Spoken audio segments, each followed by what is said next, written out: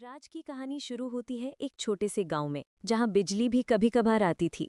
उसके पिता एक मजदूर थे और माँ घरों में बर्तन मांजने का काम करती थी। घर में खाना भी पूरा नहीं मिलता था। राज को स्कूल जाने के लिए 5 किलोमीटर पैदल चलना पड़ता था, वो भी फटे जूतों में।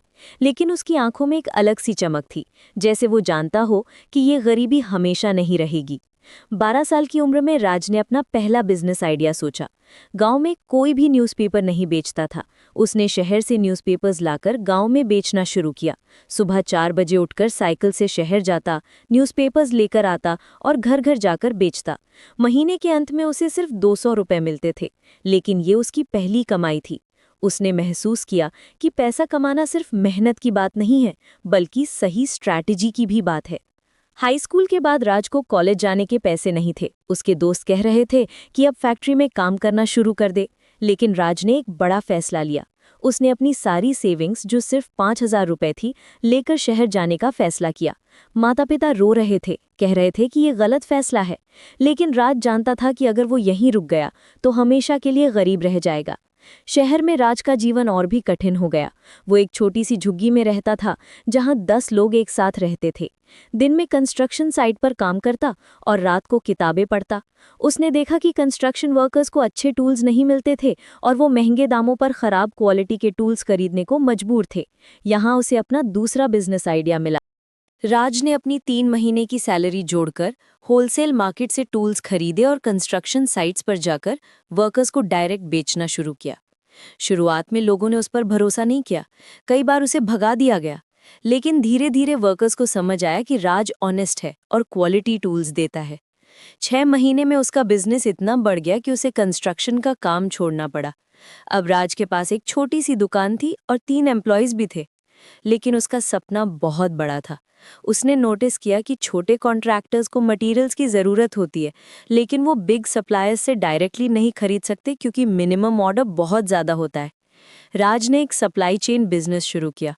वो बिग सप्लायर्स से बल्क में मटेरियल्स खरीदता और छोटे कॉन्ट्रैक्टर्स को छोटी क्वांटिटीज में बेचता। ये बिजनेस मॉडल इतना सक्सेसफुल हुआ कि 2 साल में राज का टर्नओवर 10 लाख रुपए हो गया। लेकिन उसकी सबसे बड़ी परीक्षा अभी बाकी थी। एक बड़े कॉन्ट्रैक्टर ने उससे 5 लाख रुपए का ऑर्डर दिया और एडवांस भी दे दिया। लेकिन मटेरियल्स डिलीवर करने के बाद वो कॉन्ट्रैक्टर पेमेंट करने से मना कर गया। राज के पास सिर्फ 2 ऑप्शंस थे, या तो लीगल एक्शन ले या फिर इस लॉस को एक्सेप्ट करके आगे बढ़े। राज ने तीसरा ऑप्शन चुना। उसने उस कॉन्ट्रैक्टर के कंपेटिटर्स को अप्रोच किया और उन्हें बताया कि वो बेटर सर्विस और कंपेटिटिव रेट्स दे सकता है। इस स्ट्रैटेजी से ना सिर्फ उसका लॉस रिकवर हुआ, बल्कि उसे नए कस्टमर्स भी मिले।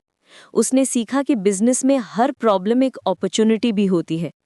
25 साल की उम्र तक राज का बिजनेस पूरे स्टेट में फैल गया था। उसके पास अब 50 एम्प्लॉयज थे और एनुअल टर्नओवर 1 करोड़ रुपया था। लेकिन राज को लगता था कि अभी भी कुछ कमी है। उसने MBA करने का फैसला लिया। लोग कहते थे कि अब तो तुम सक्सेसफुल हो, पढ़ाई की क्या जरूरत है। लेकिन राज जानता था कि नॉलेज ही सबसे बड़ी पावर है। MBA के दौरान राज को टेक्नोलॉजी की पावर समझ आई। उसने अपने बिजनेस को डिजिटाइज करना शुरू किया। एक मोबाइल ऐप बनवाया जहां कॉन्ट्रैक्टर्स डायरेक्टली ऑर्डर कर सकते थे। इन्वेंट्री मैनेजमेंट सिस्टम लगाया, कस्टमर सर्विस को इम्प्रूव किया। ये चेंजेस करने में उसे 20 लाख रुपए का इन्वेस्टमेंट करना पड़ा, जो उसकी सारी सेविंग्स थी। शुरुआत में टेक्नोलॉजी अडॉप्शन स्लो था। कई पुराने कस्टमर्स को ऐप यूज करना नहीं आता था। कुछ महीनों तक सेल्स भी गिर गए। राज के बिजनेस पार्टनर्स कहने लगे कि ये गलत डिसीजन था। लेकिन राज ने हार नहीं मानी। उसने अपने एम्प्लॉयज को ट्रेन किया कि वो कस्टमर्स को ऐप यूज करना सिखाएं। धीरे धीरे कस्टमर्स को कन्वीनियंस समझ आई। 1 साल बाद राज का बिजनेस कंप्लीटली ट्रांसफॉर्म हो गया था। अब वो सिर्फ लोकल मार्केट में नहीं, बल्कि ऑनलाइन भी ऑर्डर्स ले रहा था। उसका प्रॉफिट मार्जिन बढ़ गया था क्योंकि ऑपरेशनल कॉस्ट्स कम हो गए थे। 30 साल की उम्र में राज का नेटवर्थ 5 करोड़ रुपए हो गया था। लेकिन राज का सबसे बड़ा ब्रेक थ्रू अभी आना था।